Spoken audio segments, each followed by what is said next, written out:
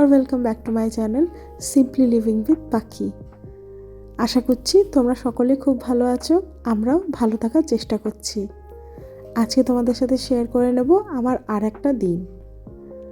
ঘুম থেকে উঠে সবথেকে প্রথমে বিছানাপত্র পরিষ্কার করছিলাম, কিন্তু বাইরের অবস্থা দেখে রীতিমতো ভয় লাগছে।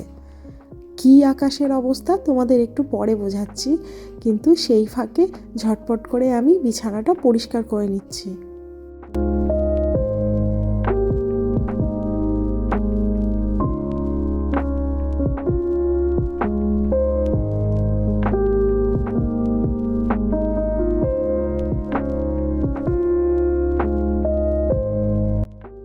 বিছানা পরিষ্কার করার পর ফ্রেশ হয়ে গেছিলাম, আর তারপর পালা ছিল স্কিন কেয়ার করার।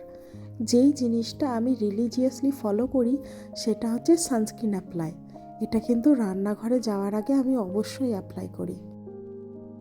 এই যে সকালের আকাশের অবস্থা দেখছো, এটা কিন্তু ভোর 5টা বা 4টার নয়, রীতিমতো 8:30 সময়কার। আর আমাদের বাড়ির সামনে যে টাওয়ারটা দেখছিলাম সেটাও কিন্তু একদম ঢেকে গিয়েছিল এই কুয়াশাতে। ছাদে আসার উদ্দেশ্য পূরণ, এই পায়রাগুলোকে খেতে দেওয়ার। তারপর আমি নিচে চলে এসেছিলাম চুলে একটু তেল দেবো তাই। আমার জানো তো খুবই কোকড়া চুল, যদি রীতিমতো ভালো করে ময়শ্চারাইজ না করি আমার চুলগুলো কিন্তু ঝাড়ুর মতো হয়ে যাবে।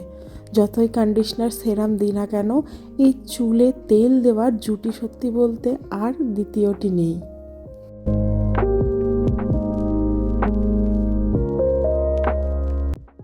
চুলচর্চা রূপচর্চা খুবই করলাম, এবার চলে এসেছি রান্নাঘরে। রান্নাবান্নার কাজ শুরু করতে হবে, না হলে সময় মতো বাবাকে আর ওকে খাইয়ে কাজে পাঠাতে পারবো না। এখন ভাজছি পাবদা মাছ। এই পাবদা মাছকে আলু দিয়ে আমি ঠিক কালিয়ার যেমন ঝোল হয় টমেটো পেঁয়াজ রসুন দিয়ে সেইভাবেই করব।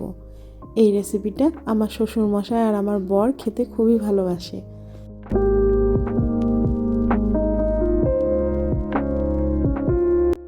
শুধু মাছের ঝোলই না, তার সাথে একটা চচ্চড়ি করেছিলাম সব রকম সবজি টবজি দিয়ে। আর তার মধ্যে আমি দিয়েছিলাম বড়ি, কালো জিরের ফোড়ন আর সামান্য হলুদ। এইগুলো দিয়েই খুব সিম্পলিভাবে চচ্চড়িটা করেছিলাম। একটু মিষ্টি মিষ্টি করলে বেশ ভালো লাগে জানো তো খেতে।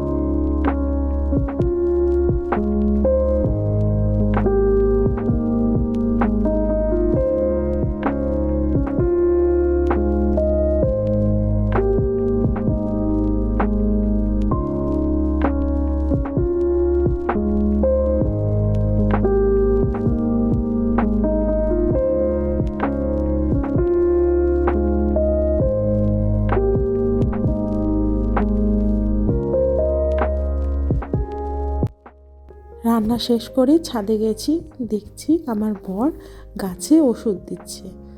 ওষুধ বলতে এখানে ও জলের মধ্যে নিম তেল ডাইলুট করে দেয়। এতে হয় কি, গাছের মধ্যে যে সমস্ত ফাঙ্গাস বা পোকা সেগুলো হয় না চট করে। গাছে ওষুধ দিয়ে দিল, তারপর আমরা দুজনে মিলে বসে গেছিলাম চাটা খেতে। চা খাওয়ার পর ও চলে গেছিলো স্নান করতে, আর সেগুলো তো আমার রেকর্ড করার কথাও নেই বলতে গেলে। তারপর ও নিচে নেমে এলো স্নান টান করে ফ্রেশ হয়ে। এবার পালা ওকে খাইয়ে দেবার। আমার বরকে ছোট ছেলের মতো আমাকে খাইয়ে দিতে হয় প্রতিদিন। সত্যি বলতে প্রথম দিকে রেগে যেতাম, কিন্তু এই সময়টা আমার খুব বেশ ভালোই লাগে। একটু আদর যত্ন করে খাইয়ে দিই। ও সারাদিন কি করবে, আমি কি সারাদিন কি করব, এইসব আলোচনা করে করে তারপর হঠাৎ করে আমাদের বাড়িতে একটা কাণ্ড ঘটে গেল। মানে যেই কলটা থেকে ফ্লাশ ট্যাঙ্কের মধ্যে জল ওঠে সেই কলটা হঠাৎ করে খারাপ হয়, আর বাড়িতে মিস্ত্রি দাদাদেরকে ডাকা হয় সেটাকে সারানোর জন্য। একটা দক্ষযজ্ঞ চলে রীতিমতো 2-3 ঘন্টার মতো। সেটা শেষ করার পর আমি ঠিক করি আমি ব্রেকফাস্টে কী খাবো।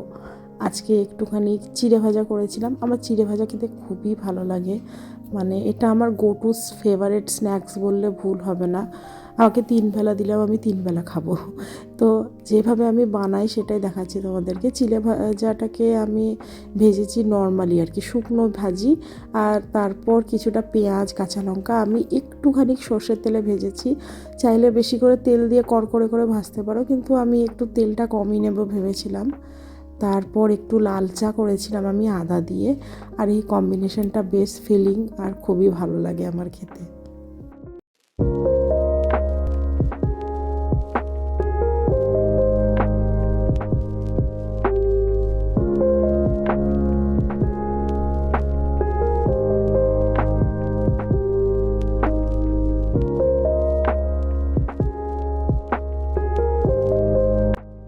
খেতে খেতে আমি দেখছিলাম শার্ক ট্যাঙ্ক, আর বিশ্বাস করো আমার শার্ক ট্যাঙ্ক দেখতে এত ভালো লাগে, আমি কি বলবো তোমাকে। আমি রীতিমতো বিঞ্জ ওয়াচ করি শার্ক ট্যাঙ্ক, আমার এত ভালো লাগে। অনেক কিছু নতুন নতুন শেখার মতো আছে, অনেক রকম টার্মস জানি। আমি যেহেতু আর্টসের স্টুডেন্ট, তাই অনেক কিছু আছে যেগুলো ফাইন্যান্সিয়াল জিনিসের বুঝতাম না, সেগুলোও বেশ বুঝেছি এখন। আর যেগুলো বুঝতে পারি না সেগুলোর জন্য তো গুগল বাবা রয়েছে। তো আমার মনে হয় শেখার জানো তো কোনো বয়স হয় না নির্দিষ্ট, তুমি যখন যেটা চাইবে সেটাই শিখতে পারো। এবং এখন যে পরিমাণ টেকনোলজি ডেভেলপ করেছে, তারপর আবার যদি তোমার একটা সাপোর্টিং পার্টনার থাকে, তাতে তো একটা বেশ সোনায় সোহাগা আমার মতে। তো হ্যাঁ, আমার খুবই ভালো লাগে নতুন নতুন জিনিস শিখতে, নতুন জিনিস এক্সপ্লোর করতে। একটা সময় ছিল যখন আমি আমার কমফোর্ট জোনের মধ্যেই বদ্ধ থাকতাম, কিন্তু এখন আস্তে আস্তে এক্সপেরিমেন্ট করছি নিজের লাইফস্টাইলটাকে নিয়ে। যাই হোক, তখন স্নান টান করার পর আর কিছু রেকর্ড করিনি। এখন আমি রেডি হয়ে গেছি, এখন বাজে 4টে। এই সময়টা করে আমি আজকাল একটু হাঁটতে যাওয়ার চেষ্টা করছি। তো হাঁটতে হাঁটতে আমার সামনে এক কাকিমা ছিল, তারই ক্লিপিংস নিয়ে ফেলেছি, কেন আমি জানি না। আর রাস্তার মধ্যে এই বাড়িটা কিন্তু পড়ে, এখানে জানো তো উনি মানে যে ওনার, সে পুরনো বোতলগুলোতে এত সুন্দর করে পিটুনিয়া গাছগুলো সাজিয়ে রেখেছে, মানে না ক্যাপচার করে সত্যি বলতে থাকলাম না। আর ভাবলাম তোমাদের সাথেও একটু ভিডিওতে শেয়ার করে নিই।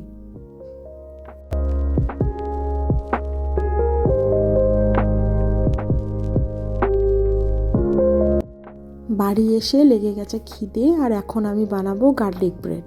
কীভাবে ইনস্ট্যান্টলি নরম ফ্লাফি গার্লিক ব্রেড বানাবে সেটার রেসিপি তোমাদের সাথে ঝটপট করে শেয়ার করিনি। দেখো, প্রথমে আমি 2 থেকে 3 চামচের মতো, মানে বড় চামচের মতো ময়দা নিয়েছি। এর মধ্যে আমি দিচ্ছি বেকিং সোডা, তারপর দিয়েছি বেকিং পাউডার। এইগুলোকে সবকটাকে তোমার একটা মোটামুটি যদি মেজার থাকে তাহলে তো খুবই ভালো, আমি সেই রকমভাবে নিয়েছি। তারপর এতে আমি টক দই দিয়েছি, সামান্য লবণ, আর তার সাথে দিয়েছি একটুখানি সাদা তেল, খুব একটা না, কারণ এটাকে পাঁপড় বানানোর নেই, আমাদের ব্রেড বানানোর আছে। এবার ভালো করে ময়দাটাকে মেখে নিয়েছি আমি, যতটা দই ছিল তার সাথে সামান্য একটু জল দিয়ে। তারপর এখানে দেখো আমি গার্লিক ব্রেড বাটার বানিয়ে নিয়েছি। এর মধ্যে তেমন কিছুই না, মাখন আছে, রসুন আছে, কাঁচা লঙ্কা আছে। সবকটাকে ভালো করে মেখে নিয়েছি। আর এবার দেখো আমি বেকিং ট্রেতে ভালো করে একটু সাদা তেল দিয়ে একটু গ্রিস করে নিয়েছি। আর এর মধ্যে আমি যেই ময়দাটা মেখেছিলাম সেটাকে হালকা করে বেলে নিয়ে একটু মোটার ওপরেই রেখে দিয়ে দিয়েছি। এবার এই ময়দাটার ওপর আমি গার্লিক ব্রেডটাকে ভালো করে স্প্রেড করছি। বেশি কায়দা করতে যাইনি, আমি হাতে করেই নর্মালি স্প্রেড করছি। আর যদি এটা আনহাইজিনিক মনে হয় তোমাদের, তাহলে বলে রাখি আমি আগে থেকে ভালো করে হাত ধুয়ে রেখেছিলাম। এরপর এই গার্লিক বাটারটার ওপর আমি একটু পিৎজা সিজনিং ছিটিয়ে নিয়েছি। তারপর এর মধ্যে আমি দিচ্ছি মজরেলা চিজ, ভালো করে ভরে ভরে গ্রেট করে দিয়েছি। তারপর এটাকে আমি ঠিক যেমন পিঠে ফোল্ড করে ঠিক সেইভাবে ফোল্ড করে নিয়েছি, এবং সাইডসগুলোকে চেষ্টা করছি একটু ভালো করে চেপে নেওয়ার, কারণ যদি ভালো করে না চেপে নিই তাহলে কিন্তু বেকড হওয়ার পর পিঠেটা, মানে এই যে আটাটা আছে সেটা খুলে যাবে, আর সব চিজগুলো কিন্তু বাইরে বেরিয়ে আসবে। তো সাইডসগুলোকে আমি কাঁটা চামচ দিয়ে চেপে নিয়েছি, আর কাঁটা চামচ দিয়ে ফুটিয়ে ফুটিয়ে হোলও করে নিয়েছি, যাতে এটা ভালো করে সেদ্ধ হয়।